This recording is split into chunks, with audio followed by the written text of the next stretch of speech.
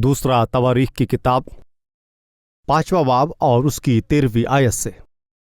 और तब काहिन अब्र के सबब से खिदमत के लिए खड़े ना रह सके, इसलिए कि खुदा का घर खुदावंद के जलाल से मामूर हो गया था। और काहिन खिदमत के सबब से खड़े ना रह सके। हज़रत सुलेमान ने कोशिश करके 7 सालों तक बड़ी कोशिशों से खुदा के लिए एक मक़दिस की तामीर की। उस तरह तामीर होने के बाद एक पाक मखसूस जगह पर हज़रत मूसा अलैहिस्सलाम के द्वारा बनाए गए उस संदूक को पहुंचाया। ये तस्वीर में नज़र आ रहा है और ये बहुत ही पाक जगह है। 30 फीट चौड़ा, 30 फीट लंबा। आप जो देख रहे हैं वो संदूक है। उसके दाएं और बाएं 2 करूब हैं और संदूक के ऊपर तौबा का ढक्कन, और तौबा के ढक्कन के ऊपर दिखाई देने वाला वो नूर खुदा की मौजूदगी, खुदा रूह की शक्ल में उस संदूक के ऊपर हम देखते हैं। और उस संदूक के ऊपर से मैं तुमसे बातें करूंगा, ऐसे खुदा ने हज़रत मूसा से कहा। और जब हज़रत मूसा ने संदूक को तैयार किया, उस संदूक को लाकर हज़रत सुलेमान हैकल में पाक जगह पर रख दिया। गौर से सुने, जैसे ही उस संदूक को पाक जगह पर पहुंचाया, क्या हुआ? पहला, वो संदूक खुदा की मौजूदगी का सबूत है और वो संदूक खुदा के कलाम की निशानी है। और तौबा के ढक्कन के ऊपर हम देखते हैं कि खुदा का नूर वहां पर है। उस संदूक के अंदर 2 तख्तियां हैं। खुदा के दिए हुए 10 हुक्म उस संदूक के अंदर रखे गए हैं। कलाम, खुदा की मौजूदगी उस हैकल को पूरी रीति से ढक लिया। जहाँ कहीं खुदा की मौजूदगी है, खुदा का कलाम, एक हैकल में जब खुदावंद खुदा आ जाता है तो वो हैकल खुदा की हुजूरी से भर जाता है। उसे ही हमने देखा है, खुदा की हुजूरी से और उसके कलाम से। बादशाह सुलेमान ने बनाए उस हैकल को भरने से खुदा का नूर आसमान से उतरकर उस हैकल को पूरी तरह से भर दिया, हम वहाँ पर देखते हैं। यही नूर कुछ सालों पहले बनी इस्राएल की सल्तनत में बनी इस्राएल को और बनी इस्राएल के मिलाप वाले तंबू को, इस संदूक को वो छोड़कर चले गए थे। पहले वक्त हमने इस पर गौर किया। इस वक्त हम गौर से सुने कि पिछले वक्त में किस तरह से खुदा का नूर, खुदा का जलाल और खुदा की हुजूरी खुदा के हैकल को छोड़कर चली गई। इसकी वजह उनके किए गए गुनाहों की वजह से खुदा उनके बीच में ना रह सका। खुदा ने उनको छोड़ दिया और उसी खुदावंद ने फिर से अपने जलाल को दिखाया है। कहाँ? कब? हज़रत सुलेमान के मक़दिस की तामीर करने पर, उस हैकल में खुदा की हुजूरी, खुदा के कलाम को, उस संदूक को वहाँ पर पहुँचाने पर, और वह हैकल खुदा की हुजूरी से भर जाने के बाद, खुदा की हुजूरी से वह हैकल पूरी तरह भर गया। अब गौर से सुने, हमारा जिस्म भी एक हैकल है। ये जिस्म अगर हैकल है तो हमारा दिल एक बहुत ही पाक जगह है, और ये बहुत ही पाक जगह खुदा की हुजूरी से, खुदा के कलाम से भरा रहना चाहिए। जब हमारा दिल और हमारी ज़िंदगी खुदा की मौजूदगी और खुदा के कलाम से भर दी जाती है, तब हमारी ज़िंदगी खुदा के जलाल से, खुदा की क़ुव्वत से और खुदा के जलाल से भी भर जाती है।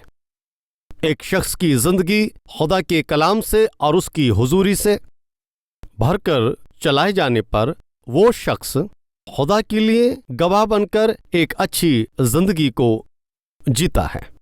जो शख्स दुनिया की गंदगी से दूर होकर अपने आप को एहतियात से बचाए रखता है, ऐसा शख्स खुदा के लिए इस गुनाह से भरी दुनिया में खुदा के साथ खुदा के जलाल को जाहिर करता है और गुनाह के काम जब उस वक्त के लोगों ने किए, इसलिए खुदा का जलाल हैकल को और उन तमाम लोगों को छोड़कर चला गया। लेकिन हज़रत सुलेमान ने जो बनाया वो मक़दिस खुदा की मौजूदगी से, पाकीज़गी से और खुदा के कलाम से भर गया और इसलिए खुदा का नूर वहाँ पर उतरा। बड़ी गौर से इन दोनों बातों को परखिए। जब उन्होंने गुनाह किया, खुदा ने मक़दिस को छोड़ दिया। खुदा को और खुदा के कलाम को मर्तबा देने पर खुदा फिर से अपने जलाल में उतर आया। इन तमाम बातों को सुनने वाले भाइयों और बहनों, आपकी ज़िंदगी में गुनाह को जगह देने पर और गुनाह से भरे कामों को करने पर, गुनाहों की मर्जी पर अपने आप को बेच देने पर खुदा की मौजूदगी को खो देंगे और खुदा से आप दूर हो जाएंगे। इन बातों को सुनते हुए मेरे भाइयों बहनों, आपकी ज़िंदगी खुदा के जलाल से मामूर होनी है। आपकी ज़िंदगी खुदा की क़ुव्वत से भर जानी है। जब आपकी ज़िंदगी खुदा की क़ुव्वत से भर जाएगी, आप बहुत ही अच्छी तरह से इस गुनाह की दुनिया में खड़े रह सकेंगे। और इस तरह से सीधे खड़े होने वाले लोग खुदा के जलाल को जाहिर करते हैं, खुदा के जलाल के लिए वो जीते हैं। लूका की इंजील 13वां बाब और उसकी 10वीं आयत में पढ़ता हूँ। फिर वो सबात के दिन किसी इबादत खाने में तालीम दे रहे थे और देखो, एक औरत थी जिसको 18 वर्ष से किसी बदरूह के बाइस कमज़ोरी थी। वो कुबड़ी हो गई थी और किसी तरह सीधी नहीं हो सकती थी। 18 सालों से खड़े ना होने के हालात में वो झुकी हुई थी। क्यों वो खड़ी नहीं हो पाती थी? वो कमज़ोर करने वाली एक बदरूह से बांधी गई थी। खड़ा होना है, उम्मीद है, लेकिन खड़े नहीं हो सकती। और सबकी तरह से रहना है लेकिन नहीं रह सकती। क्यों? क्योंकि कमज़ोर करने वाली वो बदरूह। हम में से बहुत लोगों को खुदा के खादिमों की ज़िंदगी को पढ़ने पर और किस तरह से खुदा ने अपने खादिमों को इस्तेमाल किया, इन बातों को जब हम सुनने पर और उनसे कलाम को सुनने पर आपके अंदर एक मर्जी, एक उम्मीद, और मैं भी खुदा के लिए इस तरह से जीने से कितना बेहतर होगा, मैं भी खुदा के लिए इस तरह से खड़े होने पर ये कितना बेहतर होगा, और मैं भी अपने खुदावंद के लिए इस तरह से अच्छा गवाह बनकर जीऊँ तो कैसा होगा। उम्मीद तो है आपको, लेकिन वो उम्मीद आपकी ज़िंदगी में पूरी ना होने की वजह आप जानते हैं, आप में रहने वाली गुनाह की बातें। आप किसी न किसी बदरूह को किसी न किसी गलत काम के मार्फत से अपनी ज़िंदगी में जगह दे रहे हैं, इसलिए, और उन बातों को वहाँ पर रहना देते हैं, इसलिए आपकी ज़िंदगी में जो कामयाबी होनी चाहिए वो नहीं है। सुनिए, उस दिन और बिल्कुल भी खड़े ना रहने वाली इस औरत को झुकी हुई हालात में खुदा ने देखा, उसे बुलाया। उसके वहाँ आने पर हज़रत मसीह ने जब उसके सर पर हाथ रखा और वो पूरी तरह से शिफा को पाकर झुकी हुई वो औरत सीधी तरह से खड़ी हो गई। जैसे ही वो सीधी खड़ी हुई, और बहुत अच्छी बात लिखी है, क्या है, तब उसने खुदा की तमजीद की। कौन है जो खुदा की हमदो सना कर सकते? वो जो सीधे खड़े रहते हैं। और कई मामलों में लोग क्या कहते हैं, भाई मैं खुदा के लिए खड़ा तो होना चाहता हूं लेकिन गिर जाता हूं, और खुदा के लिए बड़ी जलन के साथ जिंदगी जीने की उम्मीद तो है लेकिन मैं गुनाह में गिरा हूं। और गिर जाना अगर आप कहते हैं, इसका मतलब आप गुनाह में शरीक हैं, और खड़ा होना इसको माना जाए कि आप जिंदगी की बातों पर फतह हुए। आज मालूम करता हूं इतने लोग इस कलाम को सुन रहे हैं। मेरा सवाल यह है कि आप किस तरफ हैं?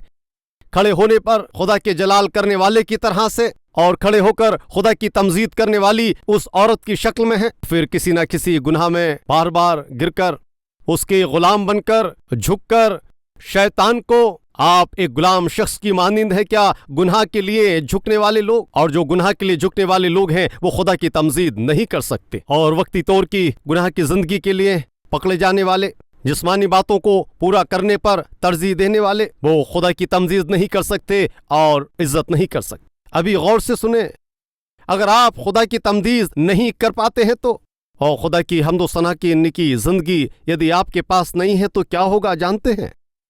सुनिए, हजरत मसीह के पैदाइश पर फरिश्तों ने एक गीत गाया। आप में से किसी को मालूम है वो नगमा क्या है? ऊंचे से ऊंचे जगह पर खुदा को जलाल और दुनिया में उन लोगों पर जिनसे वो खुश है। लूका की इंजील 2:14 आयत। क्या है वहां? ऊंचे से ऊंची जगहों पर खुदा की तमजीद और जमीन पर उन आदमियों में जिनसे वो राजी है सुलह हो। ठीक है, आज हम में से कितने लोगों को जब तक जिंदा है सुलह के साथ जीना है। मेरी जिंदगी में बहुत सी मुश्किलें हैं, तकलीफें हैं, उनके लिए कोई फायदा नहीं मिलता। मुझे छुटकारा चाहिए और मेरी तकलीफों से छुटकारा मिल जाए और मेरे घर में इत्मीनान चाहिए। मेरे शौहर से, बीबी से, सास से, ससुर से, साथ काम करने वालों से, साथ खिदमत करने वालों से, इन सब के साथ मेरा अच्छा रिश्ता हो और मेरे दिल में हमेशा खुदा की सुलह हो और सुलह मेरी जिंदगी पर हुकूमत करना चाहिए। और ऐसी उम्मीद रखने वाले कितने लोग हैं, वो अपने हाथ दिखाएं कि ऐ खुदा मुझे सुलह होने दे, मैं मेल मिलाप की जिंदगी जीना चाहता हूं कहने वाले। शुक्रिया भाइयों और बहनों, फिर सुनिए, हमें सुलह चाहिए ये कहते हुए अभी हमने अपने हाथों को दिखाया है। उस सुलह को खुदा फरमाता है कि मैं तुम्हें दूंगा और उस सुलह के साथ तुम्हें जीना है और ये परमेश्वर की मर्जी है। और वो सुलह किस तरह से आएगी ये भी खुदावन कलाम में फरमाया है। आपको और मुझे अगर सुलह मिलनी है तो, और खुदा के कलाम का तरीका क्या है जानते हैं?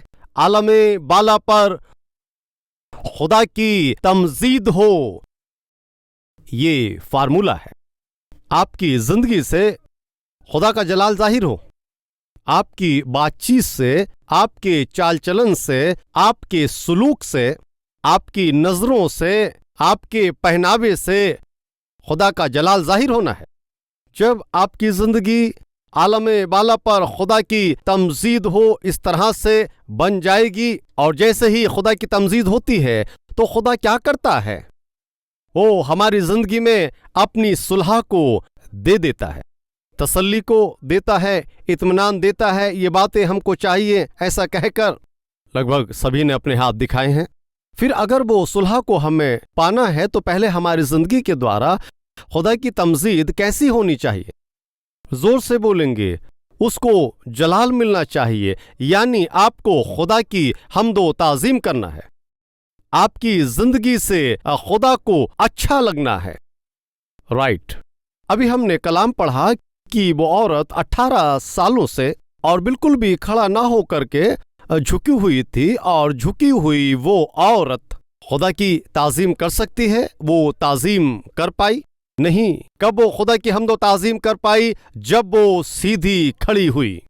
खुदा की हम्दो ताजीम की यानी रूहानी सबक क्या है हम सीखेंगे। जो शख्स अभी मैंने बताया गुनाह के लिए झुक जाता है और गुनाह के साथ जाता है, और जिस्म की मर्जी के लिए झुक जाता है, जिस्म के लिए, जिस्म का गुलाम बन जाता है, ऐसा शख्स कभी भी खुदा का जलाल नहीं कर सकता। कई बार एक सवाल पैदा होता है कि खुदा का जलाल ये क्या है? आम बोलचाल की जबान में खुश करना समझ में आया क्या है? खुश करना। बाप कब खुश होता है? बच्चा इम्तिहान में फेल होने पर? नहीं जी, अच्छे नंबरों से पास होने पर। और बाप हो सकते हैं, माँ हो सकते हैं, वो कब खुश होते हैं? उनके बच्चे अच्छी जिंदगी जीने पर, पढ़ाई में कामयाब होने पर, अच्छे सलूक करने पर। कोई आपके घर आकर आपके बाप के पास बैठकर, आपके बच्चे हीरे की तरह हैं, उनका सलूक कितना अच्छा होता है और उनकी बातें कितनी अच्छी हैं, बड़ों की कितनी इज्जत करते हैं। और कितनी इज्जत इन दिनों में लोग बड़ों की इज्जत नहीं करते, उस तरह से जीते हैं। ऐसे कितने जवान लड़के और लड़कियों को देखते हैं जो कहते हैं कि आपके बच्चों को आपने बहुत अच्छी तालीम दी है, और दुआ करने वाले, पवित्रता में रहने वाले, बड़ों की इज्जत करने वाले और पढ़ाई को मन से करने वाले, और आपके बच्चे तो हीरा हैं, ऐसा कहने से किसी भी बाप को, हाँ, कितनी खुशी, कितनी तसल्ली। सभी घरों में ऐसा माहौल है। कहेंगे कोई रिश्तेदार उस घर में आए, और आकर के जब वो बैठकर वहाँ बातें कर रहे थे तो इस बीच उतर आया कौन? उनका बेटा, और सिर में जो बालों का स्टाइल है वो कांटेदार सुअर की तरह बाल बनाए हैं और कान में बाली पहना है। जींस की जो पैंट है वो पूरी तरह से फटी है और बड़ी खौफनाक बकरे की तरह दाढ़ी। इसे देखने पर आधा जानवर आधा इंसान। और वो अचानक आकर बैठा तो बैठा हुआ जो मेहमान था वो डर कर खड़ा हो गया। किस लिए? ये जानवर कहां से आ गया? वो आकर अंकल कहने पर अरे इसका अंकल मैं कैसे हो गया? और वो घबराया हुआ अंकल पास में बैठे हुए शख्स को देखकर कहता, ये कौन है और ये किस शक्ल का है? ये कौन है? ये तो बड़ा खौफनाक दिख रहा है। और बाप कह सकते हैं, क्या बाप कह सकते हैं मेरा बेटा है, इकलौता बेटा है, बता सकते हैं? और वो बेटा अंदर जाने के बाद बाप के मुंह में जबान नहीं है, खामोश बैठे हैं। क्यों जी? ये हमारा ही लड़का है। कोई आवाज नहीं। किस लिए? बताने के लिए भी शर्म आती है उसके बाप को। है क्या हमारे बीच में आज ऐसी जिंदगी को जीने वाले बेटे और बेटियां? आपको बेटे की शक्ल में पैदाइश पर बाप को खुशी मिलनी चाहिए, लेकिन आपकी जिंदगी ऐसी नहीं है और आपकी पैदाइश की वजह से आपके माँ बाप को खुश होना चाहिए, अच्छा लगना चाहिए, लेकिन ये क्या है? और इसकी पैदाइश पर तो मैं रोता हूं और बेटे की पैदाइश के कारण उसको देखने पर बड़ी तकलीफ होती है और जब बेटी को देखता हूं तो उसको देखने पर बड़ा रोना आता है। और माँ बाप को रुलाने वाले ये किस तरह से खुदा को खुश कर सकते हैं, और पैदा करने वाले को ही रुलाने वाले ये किस तरह से खुदा को खुश कर सकते हैं? इन बातों को सुनने वाले भाइयों और बहनों, कोई भी क्यों ना हो, यदि बीवी को रुलाने वाला शौहर है तो वो खुदा की तमदीद नहीं कर सकता, और अगर शौहर को रुलाने वाली बीवी है तो वो खुदा की तमदीद नहीं कर सकती। और गैर जिम्मेदार शौहर और गैर जिम्मेदार बीवी की तरह, गैर जिम्मेदार माँ बाप की तरह अगर आप जी रहे हैं तो आप खुदा की ताज़ीम नहीं कर सकते। और जिंदगी की बातों में और जिस्म की तमाम बातों में फंस कर उनके गुलाम होकर जीने से आप खुदा की तमजीद नहीं कर सकते। और जो खुदा की तमजीद नहीं कर सकते वो अपनी जिंदगी में इत्मीनान को हासिल नहीं कर सकते और तसल्ली को नहीं पा सकते। आज हमारे बीच में बहुत से लोगों की जिंदगी में इत्मीनान नहीं है, सेहत अच्छी नहीं है, उनके पास बढ़ोतरी नहीं है और कुछ भी करना चाहते हैं लेकिन वो कर नहीं पाते। ऐसे हालात में तड़फने वाले आज बहुत सारे लोग हैं। क्यों ऐसी बदनसीबी आपकी जिंदगी में आ गई है? आज आपका कोई मददगार नहीं है। क्यों आप हताश होकर ये क्या जिंदगी है, इससे बेहतर तो मर जाना है, इस तरह के ख्यालों से आप क्यों बेचैन हो रहे हो? क्यों आपकी दुआओं का जवाब नहीं मिल पा रहा है? क्यों आपकी बातें खुदा की मौजूदगी में नहीं पहुंच पा रही हैं? वजह क्या है? गौर से सुने। बहुत से मामलों में खुदा मुझे जवाब नहीं दे रहा है, खुदा मुझे सेहत नहीं दे रहा है, खुदा मुझे काम नहीं दे रहा है, और खुदावंद मेरे काम में, मेरे नौकरी में, मेरे काम में कोई भी फजल नहीं कर रहा है। नहीं मालूम क्यों खुदा मुझसे नाराज है। और इस तरह से कहकर खुदा से नाराज होने वाले मामले ये आपकी जिंदगी में होंगे और ऐसे लोग इस कलाम को सुन रहे होंगे। आप गौर से सुनिए। और खुदा के कलाम में इस तरह से लिखा गया है, क्या वहां पर लिखा, खुदा का हाथ ऐसा छोटा नहीं कि तुमको छुड़ा ना सके और ना उसके कान बहरे हैं कि वो सुन ना सके, लेकिन तुम्हारी नाराजगी के कामों ने तुमको तुम्हारे खुदा से अलग कर दिया है। हमारे गुनाह जब खुदा और हमारे बीच में आ जाते हैं और आप जो नाराजगी के काम करते हैं वो आपके और आपके खुदा के बीच में आ जाते हैं। आपकी बुराइयां और झूठ, आपके गुनाहकारी और मक्कार की तमाम वो बातें, इंसानों को धोखा देने वाली बातें, इत्मीनान आएगा नहीं, दुआओं का जवाब मिलेगा नहीं। आज हो सकता है आपकी जिंदगी में तसल्ली ना आने का और खास वजह यह हो कि आपकी जिंदगी से खुदा की तमजीद नहीं हो रही हो और खुदा आपसे खुश नहीं हो, आप खुदा के साथ नहीं चल रहे हो और खुदा आपसे रूठ जाए या आपके काम खुदा को अच्छे ना लगें, फिर आपको कहां से मिलेगी तसल्ली और इत्मीनान? एक बार गौर करें, जब हम अपनी ज़िंदगी में गुनाह के लिए रास्ता देते हैं तो इस तरह से रास्ता देने पर खुदा का जलाल और खुदा की क़ुव्वत, खुदा का नूर और खुदा का इत्मीनान हमसे दूर हो जाते हैं। जब हमारी ज़िंदगी से खुदा की मौजूदगी दूर हो जाती है, उसका जलाल दूर होता है और खुदा की क़ुव्वत, खुदा की बरकतें हमसे दूर होती हैं तो हम कमज़ोर हो जाते हैं। और इतना ही नहीं, हमारे माली हालत बहुत कमज़ोर हो जाती है। गुनाह एक शख्स को कमज़ोर बनाता है और गुनाह उस शख्स की तमाम क़ुव्वत को छीन लेता है और गुनाह के सबब से इंसान बीमार होता है। और गुनाह के सबब से एक शख्स की ज़िंदगी में क्या मिलता है, आइए देखते हैं। ज़बूर 21 9वीं आयत पढ़ रहा हूँ। ऐ खुदावन, मुझ पर रहम कर, क्योंकि मैं मुसीबत में हूं। और लोग कह रहे हैं, खुदा मैं मुसीबत में हूं, और दूसरी जबान में कहें तो फंस गया हूं। क्या हो गया हूं? फंस गया हूं। कोई है क्या आज? किसी ने कहा, तुम्हारे पास पैसे हैं क्या? 3 लाख हैं? अगर मुझे दोगे तो 6 महीने में इन 3 लाख को 6 लाख कर दूंगा। इतनी आसानी से कोई कर सकता है? ख्याल करके देखो। और इस तरह कहने पर वो पागल है, ले जाकर, हाँ, लड़की की शादी के लिए और लड़के के पढ़ाई के लिए बैंक में 3 लाख थे, लाकर उसके पास दे दिए। अभी क्या हुआ? फोन किया तो स्विच ऑफ आता है और उस शख्स का कोई पता भी नहीं है। क्या कह रहे हो? मैं फंस चुका हूं, उसके हाथ में पैसा देकर फंस गया हूं। वो भरोसेमंद नहीं है और वो ईमानदार नहीं है, और मेरा रिश्तेदार है, मेरा दोस्त है, किसी ने इस तरह से तारुफ कराया था और तिजारत में उसको साझीदार बनाया। अब मैं फंस गया हूं, और जिसको साझीदार नहीं करना था उसको बनाकर, जिस पर भरोसा नहीं करना था उस पर भरोसा करके, और खुदा पर भरोसा करना था, खुदा को अपनी जिंदगी में सब कुछ बताना था, लेकिन इंसानों पर भरोसा कर आज फंस गए हैं और रोते हैं।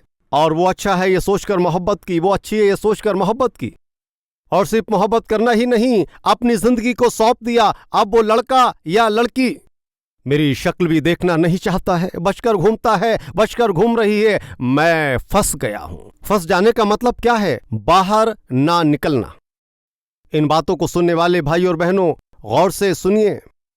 हमारी जिंदगी में, हमारे जिस्म में गुनाह को अगर मौका देंगे, फंस जाएंगे। ऐसे है क्या जो जल्दबाजी में गलत फैसलों की वजह से फंस चुकने वाले लोग? आप सुनिए, हज़रत दाऊद ने फरमाया, ऐ खुदावन, मैं मुसीबत में हूं, फंस गया हूं। और क्या कहा, आइए देखेंगे। ऐ खुदावन, मुझ पर रहम कर, क्योंकि मैं मुसीबत में हूं। मेरी आंखें, बल्कि मेरी जान और मेरा जिस्म सब रंज के मारे घुले जाते हैं, क्योंकि मेरी जान गम में और मेरी उम्र करहाने में फना हुई। मेरा जोर मेरी बदकारी के बायस जाता रहा और मेरी हड्डियां घुल गईं। और दिन बीतते जाते हैं लेकिन अच्छे दिन नहीं आ रहे हैं। महीने बीतते जा रहे हैं लेकिन जिंदगी में अच्छाई नहीं देख पाते हैं। सालों बीत गए हैं लेकिन अभी तक टिक नहीं पाए हैं। अभी तक आपके पास कोई अच्छा काम नहीं है और तजारत में कमजोरी है, उसमें कोई फायदा नहीं है। अभी तक बेटा और बेटी टिके नहीं हैं और अभी तक एक छोटा सा घर भी नहीं बन पाया है। मेरी जिंदगी में मुड़कर देखने से 10 सालों से और 15 सालों से 20 सालों से भलाई मैंने नहीं देखी, बढ़ोतरी मैंने नहीं देखी। इतने सालों में तकलीफ पर तकलीफ, बीमारी पर बीमारी, नुकसान पर नुकसान और मुसीबत में और मुसीबत, ये इस तरह से घर पर आ रही हैं और हमारे जिस्मों पर आ रही हैं। हाय! और सालों गुजर गए हैं, रोने के अलावा और कुछ हासिल नहीं हुआ। दुख के सिवा, आंसुओं के सिवा खुशी का मौका नहीं मिला। और अच्छी बातें मानो मेरी जिंदगी से खत्म हो गई हैं। है क्या ऐसे हालात में रहने वाले लोग? क्यों किसी की जिंदगी में खुशी की कमी होती है? क्यों किसी की जिंदगी में आखिर में तड़फ और आंसू ही बचते हैं? वजह क्या है मालूम है? और हर एक जिंदगी के ऊंचे पर ऊंचे मकाम में खुदा को तमदीज ना होने पर, ऐसा ना होने पर इस ज़मीन पर हम गुनाह पर गुनाह करने से, वो काम जो खुदा को नापसंद हैं करने पर, और उन तमाम बातों के सबब से आप देखिए इस तरह के हालात ज़िंदगी में पैदा होते हैं।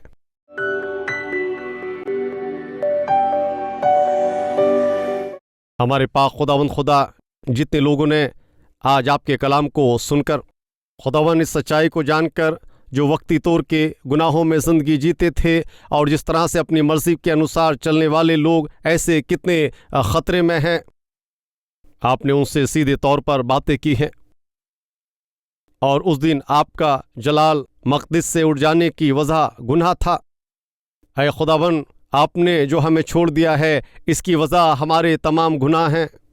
खुदावन, इस हकीकत को हम जान गए हैं और हम आपसे माफ़ी मांगते हैं और आपके ख़िलाफ़ में किए गए तमाम गुनाहों को हम कहते कि ऐ खुदा माफ़ कर दे। जिस्म में, जान में और रूह में एकमात्र तेरी तमजीद करने की ज़िंदगी बख्शिए। आसमान पर और ज़मीन में एकमात्र तेरा जलाल ज़ाहिर करने वाले के मानिन आपके कामों में लगे रहने का फजल हमको बख्शिए। मसीह यीशु के वसीले में, आमीन।